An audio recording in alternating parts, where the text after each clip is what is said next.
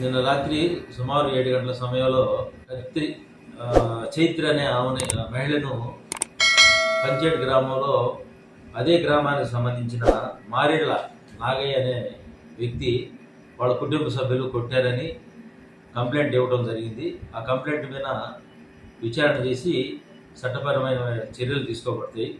అదేవిధంగా ఆ విలేజ్లో 2 గ్రూపులు వ్యక్తిగతమైనటువంటి కక్షలతో ఒకళ్ళొకళ్ళు ఆరోపణ చేసుకోవడం జరుగుతూ ఉంది.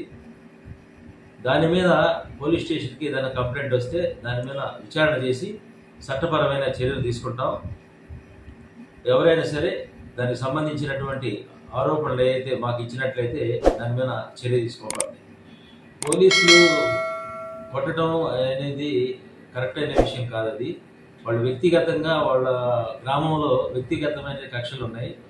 అవి ఒకళ్ళొకళ్ళు ఆరోపణ చేసిన క్రమంలో పోలీసు అనే ఒక పదాన్ని వాళ్ళు ఉపయోగించుకుంటా ఉన్నారు.